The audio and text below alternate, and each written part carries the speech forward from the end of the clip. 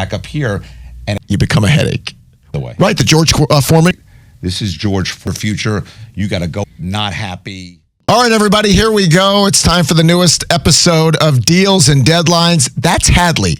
He's Hadley Engelhardt. That's his given name. Super agent, been in the business for like 500 years, but he looks great. I'm Matt, just going to keep the show on the road here. We have a lot to do today on Deals and Deadlines. We have NCAA Tournament stuff to dive into. We've got the Kirk Cousins saga that doesn't want to end. We've got baseball trying to figure out their TV deal, so all the big sports business topics of the day we will discuss. I will remind you, you can subscribe to this podcast on any podcast platform, and you can watch us on the 680 The Fan YouTube channel. All right, Hadley, we record this on Wednesdays. It drops on Fridays, so we're right in the heart of the Sweet 16, working our way down to the Elite Eight and the Final Four. So let's talk about this tournament from a business perspective. I did see where the TV ratings have been really good.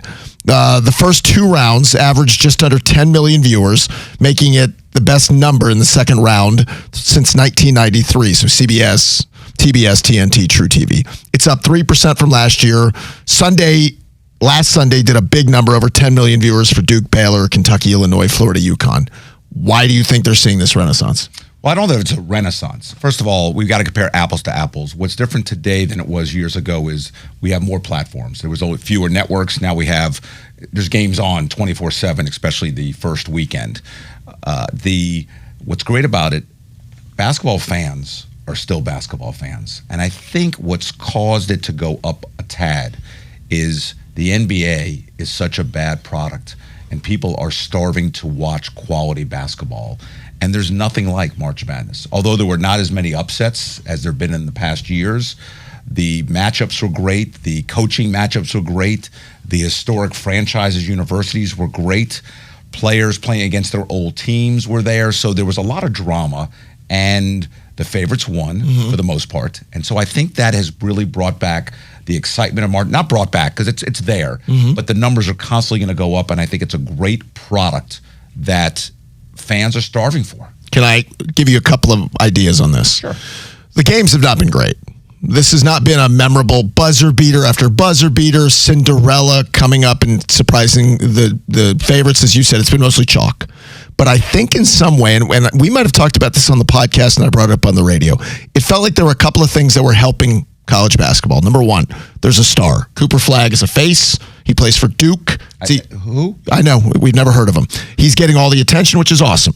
Let me give you another one. St. John's, and it's not a small thing that St. John's had this major return to prominence. It's the number one TV market in America that all of a sudden got back into college basketball. So you had that.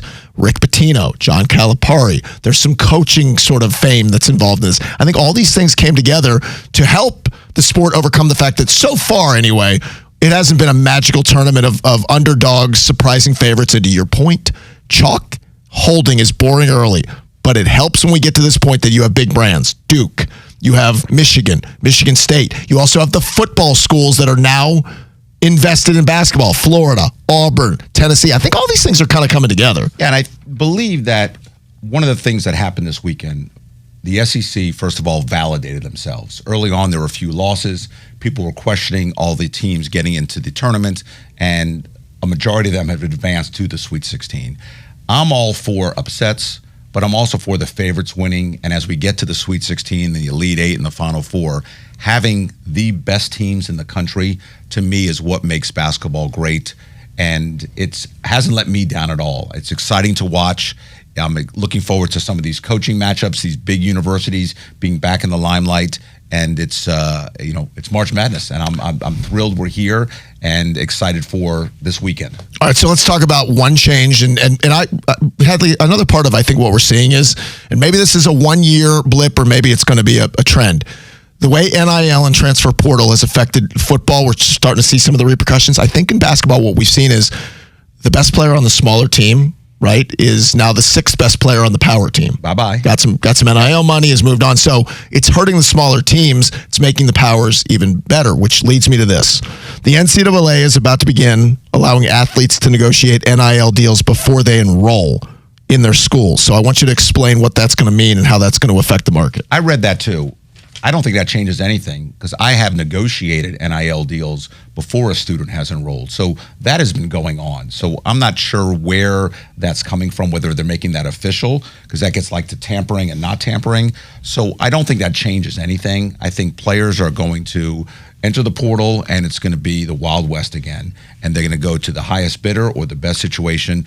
And what's sad is you're never going to be a fan of a team anymore where you can root players on. We've talked about this time and time again. I think it's going to affect basketball more than any other sport because when you have one or two superstar football players leave to go to another team, the team gets better, but it's not drastically better necessarily. In basketball, you get a major player to come to your university, all of a sudden you're now relevant and you have a chance to win. And coaches are now leaving. So when people get upset that they see players leaving, we saw coaches leaving one school, still coaching, and going to we'll say NC State to a Power Four. We have coaches like at Drake taking their team, and all of a sudden, the moment the game is over, they've already agreed to terms. So that means the dialogue was already going on. So any fans out there that get upset that players are moving, coaches are doing the exact same and have been doing it for years. Correct. All right, so let me ask you about the other side. So what we saw a year ago in the women's part of college basketball, the Caitlin Clark influence, the Angel Reese influences, we saw, a real product that people were digging into. So now I saw a story that a year after the NCAA's $920 million women's championship deal was signed, there are a lot of folks within the media industry that think the package is already undervalued. And that's saying a lot because we still have star power, right? We have Paige Beckers and we have all these names that people are recognizing around women's college basketball. Those in the know think that the package was valued at about $30 million more than the entire previous NCAA championship package. So really quickly, it's become a bargain, whatever that looks like in today's day and age. How do we put a number on that based on ratings is one part of it, but the dollars you're bringing in for advertising, like how are we coming up with an idea that a year later it might be undervalued? I don't think it's undervalued, and I'll tell you why. Aside from the few names you've mentioned, we don't talk about women's college basketball on your sports talk show, on this podcast, like we did when there was Caitlin Clark and the Angel Reese, but really the Caitlin Clark. She has been a game changer. She's the Michael Jordan. She's the Tiger Woods of her sport. And she put them in a position to really garner the financial success, not only for college women's sports, but for the WNBA. Viewership's down watching women from prior year when she was there. It's still up from prior years, but it's a little drop down. And I don't think it's undervalued at all because we're not talking about it. It's not front page news like it was when Caitlin Clark was paying. So I think they're in the right direction. I think that's a great deal for them. Also, it's being shown on other networks. And what that means, again, is ratings, more viewership because there's more opportunities to watch it. And basketball is still a mainstream sport that people are dying to watch quality basketball. I just don't think women's basketball has those marquee names at the level that Caitlin Clark was. And so I don't think it's undervalued. I think it's a great deal for both college sports and great for the networks. We'll see what it looks like this weekend now. As I said, when this drops on Friday, we're into the Sweet 16, the Elite Eight. There's a chance, especially on the men's side, I don't think it's going to happen. There's a chance we have an all SEC Final Four. It's not out of the question at all with the way the brackets are playing out. Knock on wood. Right, that in Auburn, that of Florida, that of Tennessee. These teams... Alabama, right. Correct. So I wonder, it's probably not great. I think what the network loves and what the sport loves is give me a couple of Southern, give me a Big Ten, give me a West Coast to kind of cover everybody. Listen, the networks would love the number one seeds to advance. Sure. Think about it. You have brands. Florida. Yep. You have Duke. Yep. You have Auburn. Yep. And you have Houston. Yep. So you kind of cover a little bit of everything. Agreed. There's not going to be a West Coast powerhouse. Arizona's the only thing left, but not to the same degree. And the odds of them getting there are very small. If the number ones all advance, I think it would be great for the sport. If more SEC teams advanced, it validates the SEC and their conference and their mega conference. Exciting stuff, and it all starts Thursday. All right, so when we come back, I want to talk about Netflix making another big choice about their interest in the NFL, or in this case, maybe a lack of interest. Plus, baseball is declaring what their future is going to be when it comes to their TV deal. We'll discuss that and more as Deals and Deadlines continues. We continue with this episode of Deals and Deadlines with Hadley and Matt. Thanks for joining us. I will remind you, if you're just finding us, hi. Thank you for joining us. We cover all things sports business on this podcast. Just search Deals and Deadlines wherever you get your favorite pods, and it will be waiting for you with new episodes dropping each and every Friday. And you can see us, and why wouldn't you want to, on the 680 The Fan YouTube channel. I mean, gosh, what a great-looking couple of guys. Okay, so let's talk about some TV stuff. Netflix, who has started not just dipping their toe into the sports pool, it's become a big deal for them as they continue to expand and become this streaming giant. Well, now Netflix has declined to bid for the rights to stream the NFL draft, which I found interesting because any streamer is looking for more content. The deal with ESPN and ABC runs out for coverage of the draft next year. They're bidding for it again. Fox is bidding for it. Other streamers are going to be in. I'm trying to figure out what Netflix sees or doesn't see, why that doesn't become something with their continuing footprint growing in football, why they wouldn't want it. They're looking at the big picture.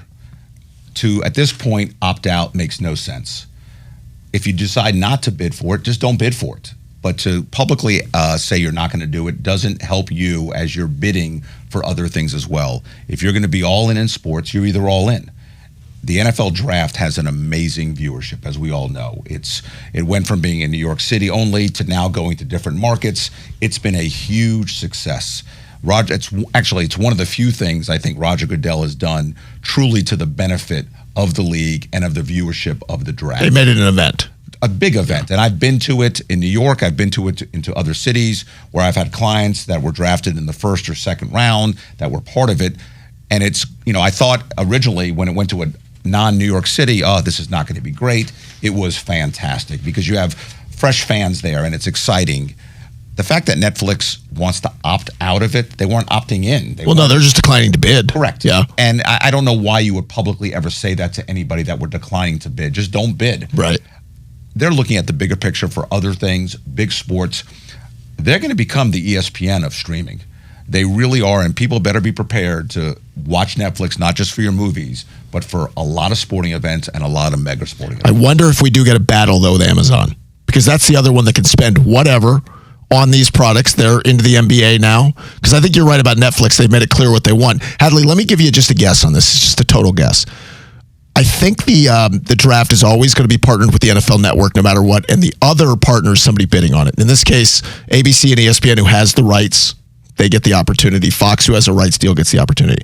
Is there a chance Netflix would say, we want exclusive access to the event? If it's on the NFL Network, well, why do we want it on a streamer if people are getting it there? And I'm just spitballing. I don't know that. That may be their thought process. The NFL Network is partners with the NFL. Yep. That part of the draft will never leave the NFL Network. They'll have other partners like ABC, ESPN partnership. Netflix may take that stance. If we can't be exclusive, then we don't want to do it, and we're just going to find other things. They'll never be exclusive for sports. That will never happen because it doesn't benefit the entire brand. And it's, the NFL is, we talk about this all the time, of all the major sports franchises, they are ahead of the curve. They set the trends. They negotiate deals that benefit the owners, which in turn benefit the players. So it's great that Netflix is involved, and it's only going to get bigger, which means more money for the owners, which means more money for the players. So I think what Major League Baseball is seeing what the NFL did. Now, they can't do it to that degree, but we have that many media partners now in the NFL where we have games on Netflix. We have an Amazon game of the week. We still have the Fox, the NBC, the CBS. They have all these partnerships. Well, there's a story that baseball is, and we talked about this a couple of weeks ago. They had two options. By the way, they were listening to us. They were. They should have been. Talking about it, and therefore now they're reacting. I would agree. Baseball had two choices, right? Do we break up our media package and sell it to the highest bidder? Or do we find one traditional carrier, maybe not get the same amount of money, but have more eyes and distribution? Well, the story comes out that baseball is looking to break up its media rights into several parts with media partners all over the place. In some regard, maybe you get a home run derby on Netflix. Maybe you get Sunday Night Baseball on NBC. Maybe you get an afternoon package that's on another streamer. There's good and bad at that, and you and I discussed, all right, if you're baseball, you have to admit that we might not get the same viewership, but we are going to get more dollars, and at the end of this, that's still what the bottom line is, getting the most money. The difference is the NFL has been proactive about offering these different networks and streaming services to build their brand. Major League Baseball is brandless. They don't have a network anymore. I mean, that is gone. And what they're trying to do now is find different resources to make up what potentially could be lost revenue that they planned on with their current TV deal. So I believe that the reason they're searching for all these different networks isn't as much what the NFL is doing about the brand. It's about, we got to make money. Sure. And we got to grab where we can grab it. And the viewership is down. It's not been, it's always, baseball doesn't compete like football does. It's one game a week in football, where in baseball it's 6 days a week. So you lose that viewership. There's a lot of games. They regionalize it. They give you the perception that it's regionalized because we give the hometown fans that. That's not the reason why. It's because they can't sell a full season national package. So they got to make up for that lost revenue by going regional and local. And now that they don't have that national one, they're really grasping for more regional, more streaming services so they can make up that money and hopefully even make more money. So I think the biggest spot where they can make the money, and this is going to come in the new deal, I have no doubt, you're going to hear about postseason baseball on a streamer for the first time. You're going to get, and maybe one day, and this baseball can get away with something I'm going to tell you here. A lot of people think the Super Bowl one day is a pay-per-view or it's streamer only. Maybe. Baseball does not get a huge number for the World Series, not compared to a Super Bowl, even an NBA Finals. I wonder if they get to the highest bidders, say to Netflix or to Amazon or to Hulu. You're going to get exclusive access to the World Series and you're going to pay for it like nobody's ever paid for it before. Because I think what will happen is, and this stinks for baseball, the World Series is not a global event. The two cities who are involved, they mostly watch and the rest of us will peek in and out. That they might be able to get a huge number for that and still have those two markets watching exclusively. I think it's a weighing system here. It's, do you go that route and have exclusivity but lose viewership? Right. Because the typical fan in Atlanta where we are, if it's the Tigers versus the Reds and we have to pay or go exclusive, we can care less about watching it. If it's on our local media or ESPN or anything like that, we would watch it if we're a true baseball fan. So I think it's, and again, you're comparing the Super Bowl, which is one game, versus a series, which is 7 games. Which, by the way, the Super Bowl is a cultural event. That's what it's become, unlike anything sports has ever seen. So it's not fair. It's just to give you an idea that I don't believe the Super Bowl will ever be on a streamer. I don't think the networks will be outbid for the Super Bowl. Don't ever say never. It's fair. And if they do go to a streaming, we all would pay. Well, if we're already paying, yes. Here's the idea, right? Remember when it was like, well, Super Bowl will be on pay-per-view. Would you pay $79? Would you pay $100? Yeah, ultimately we would. But at the same time, you have a group of 30 people together at your house for a Super Bowl party, so everybody's dishing in and you're doing it that way. What we saw with the Mike Tyson-Jake Paul fight was, I'll watch it because I'm paying my $20 a month for Netflix. But what happens is, for the streamer that carries the Super Bowl, guess what Netflix all of a sudden now charges you for your monthly, right? Guess what Amazon now says? Amazon Prime used to be free. We're not doing that anymore because we just paid for the Super Bowl. You're going to pay us back for the Super Bowl. 20, 30 years ago, the networks really cared about viewership. That was their main thing, is, how many eyes are on it. Today, the framework in sports and media and everywhere is all about money. And that's really what it comes down to. And these owners get a piece of that pie. And the players in whatever sport it is get a piece of that pie. So the more money that comes to the table. In fact, the NFL, not to change subjects, next week has their owners meeting in West Palm Beach. I talked to a team this morning just about the different meetings that they have when they're there. And they talk about, salaries, but they spend a lot of time talking about media and the future of media and what it means viewership-wise, but more importantly, bottom line numbers. Playing in Europe, MLB, playing in Asia, doing these things, it comes across like they're trying to become global because they really care. At the end of the day, it's about money. It creates more opportunities for content. Correct. And if the Ohtanis of the world weren't on the Dodgers, they wouldn't be playing in Asia. Yeah. I mean, that stuff wouldn't happen. So it really comes down to, where, money dictates everything. And so whether it's streaming or it's on mainstream TV, the highest bidder is going to get it, and viewership is secondary. All right, coming up, I want to talk about the Kirk Cousins saga, which continues. Plus, another quarterback, a big name, has found a home. We'll see how that affects Cousins.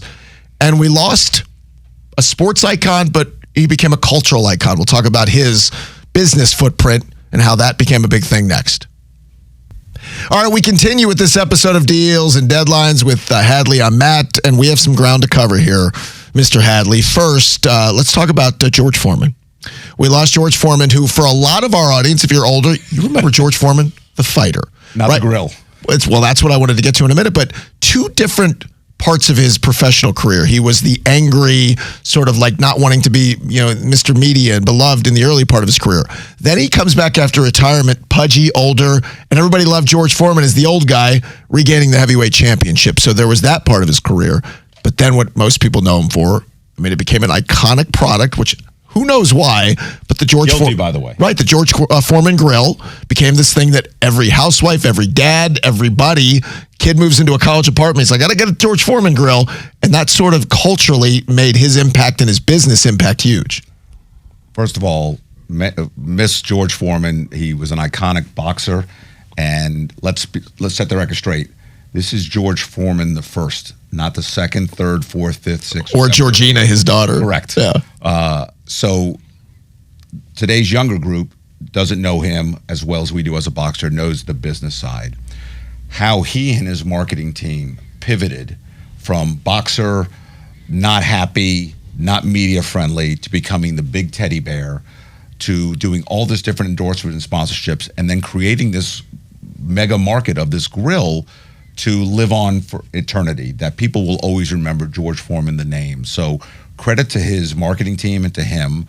He has royalties, I'm sure, still from that product and other things that he's been involved with. And he's going to go down as a fan favorite for many different generations because he was a great boxer. We can't take that away from him. He was part of the Muhammad Ali era, and the rivalries were amazing. And that was must-see TV back in the day.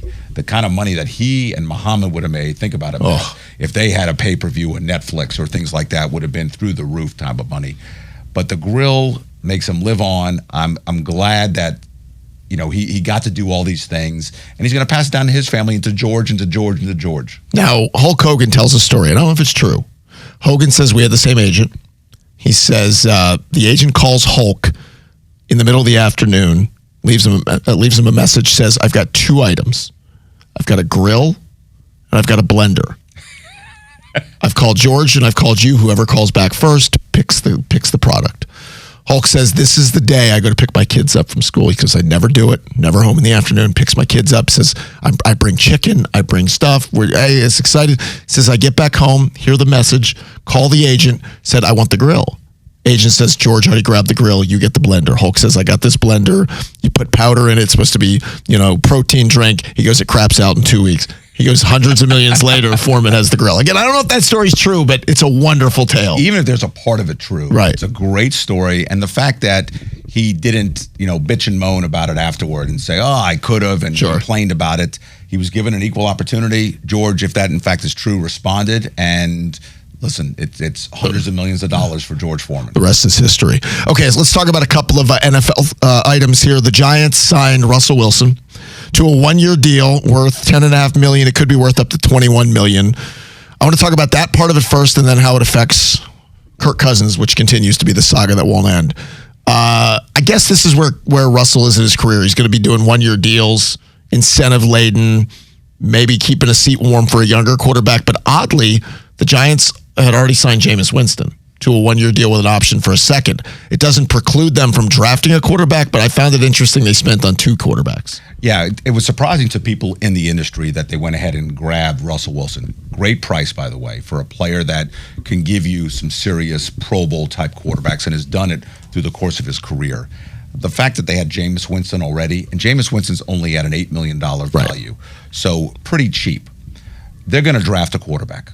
All signs point to them at some point, especially early in the draft, drafting a quarterback. If they do that, the odds of keeping 3 quarterbacks on the roster are very small. What does that mean? Well, it gives them leverage to trade one of their veteran quarterbacks. More likely Jameis Winston, who signed with the idea of, I'm the veteran quarterback, you'll bring in a rookie, and I understand my role. Now you bring in a bigger veteran. So now I'm already second fiddle. I could be third fiddle. It'll be very interesting to see how the scenario plays out in New York. It also means if New York has their eyes set on a certain quarterback or two, and that player is not there, they don't have to reach because they do have 2 quality quarterbacks. The general manager needs to win. And so even if you take the young quarterback, that's not going to help you today. So the thought process is I have two veterans. If they go in and compete and I have a quality backup and a quality starter, that's going to give me the best chance to win now, and now's more important. Even if I draft a young quarterback, I need that veteran presence now. So the question for a lot of Falcon fans is how this affects Kirk Cousins, and there are a couple of things here. At the time of this recording, there are continued rumors about Aaron Rodgers and the Steelers, which if that happens, there's another spot on the dance card that's taken. Giants are now taken. What's going to happen in the draft? It looks like Cam Ward is going to be ticketed for the Tennessee Titans. Where Shedeur Sanders goes could be Cleveland, could be New York as well.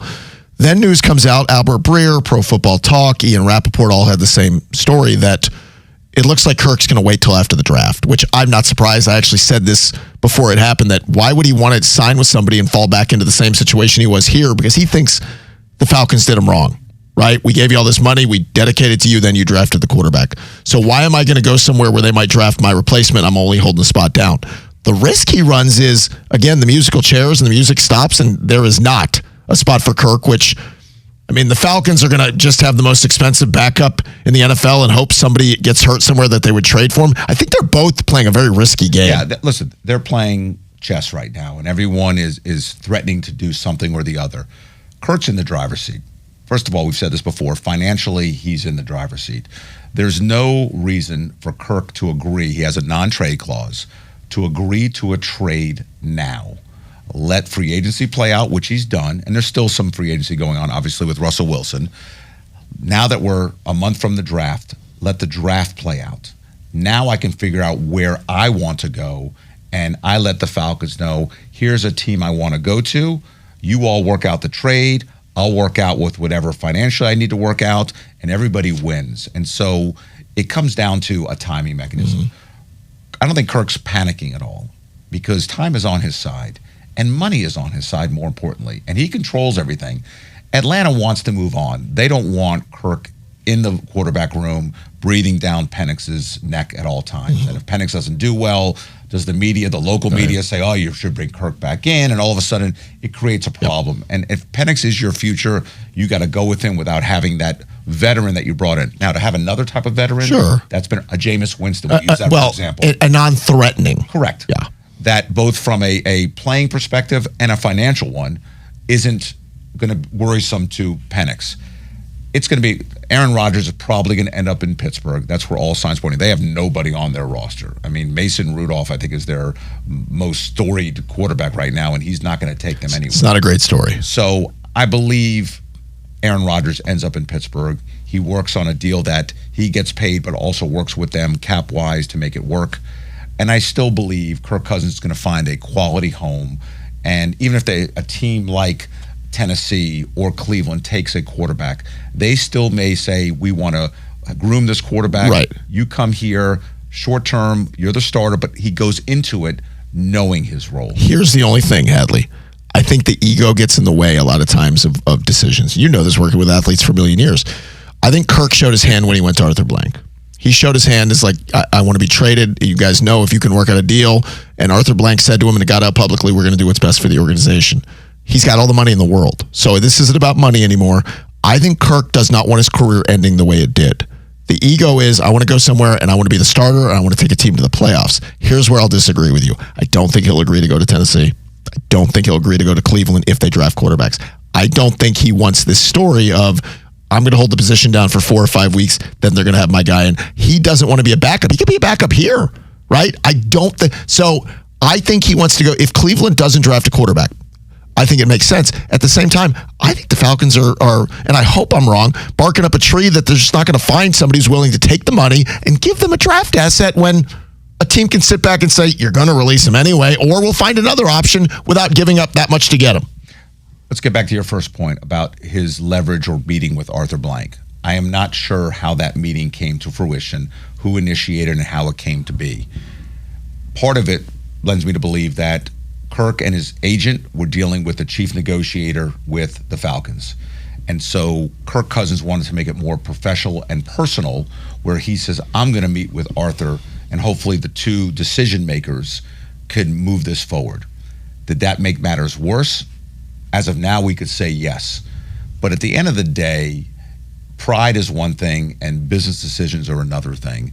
And at some point, both sides have to realize what's best for my career is to do this. Kirk, the money isn't the issue. Obviously, he's made a ton of money and he's already secured money. In fact, he's got another $10 million roster bonus that's become fully guaranteed because of this chess match. It's a matter of time. It'll happen post-draft. It could even happen during the draft, potentially. Mm-hmm. But Kirk has to agree to it. Right. And so there are going to be certain parameters set. If they release Kirk, he can do whatever he wants to do. There's obviously cap implications by doing so. The Falcons don't get the trade, the value. But at the end of the day, the Falcons have very little leverage. Because even if they have a trading partner, Kirk has to agree to that trading partner and agree to the situation. If he doesn't, Kirk will, like you said, I'll stay in Atlanta and I'll be a backup here. And if it is personal, he may want to stay here just to prove his point. Like, you know what? I'm going to affect Penix's growth because of you. I agree. I think the one part of this, and we'll end with this, the way to get out is not the way Kirk's doing it. You become a headache. We've seen this in the NBA. We've seen this in sports. I'm going to be loud and I'm going to be distracting and you're going to be forced to release me. Look at Jimmy Butler. I mean, it's a That's perfect exactly example, right. Jimmy Butler making all this money. He did not want to be in Miami. Forced his way out. And he was a thorn in Pat Riley's back, and he did not stop. And it wasn't cool because we talked about it. It's kind of like you cross the line. It's immature. It's petulant. Correct. But it works. It works. Yes. And when an agent does it, we're talking business to those business people. When a player gets involved, it's good and bad, right? There are times it benefits you, and there are times it backfires. And Jimmy Butler took a chance. Kirk Cousins has taken a chance, and until the story is over, we'll know whether it was a smart move or not a smart move. But at the end of the day, financially for Kirk Cousins, he's got all the leverage because he controls the trade. He controls where he's going to end up. Even if they cut him, he still controls where he ends up. So a lot of drama. It's fun to talk about. Is it? And I think getting into the draft, I mean, it's constant talk. But enough with it. As you get to the draft, something can happen as you get closer. If not, I would expect something happening post-draft. The Falcons have had a lot of bad years. The whole Kirk year has been weird and ugly, and just all of it's been a mess. All right, I will remind you all to please subscribe to this podcast wherever you're listening. Just search Deals and Deadlines. You'll be able to subscribe, and new episodes drop on Fridays. You'll have them waiting for you in your podcast feed, and you can see these put-ems right on the 680 The Fan YouTube channel if you so choose. Maybe have a dinner with the family while you're watching. Thanks to Wiley, our producer. And thanks to you guys for joining us. We'll talk to you next time on Deals and Deadlines.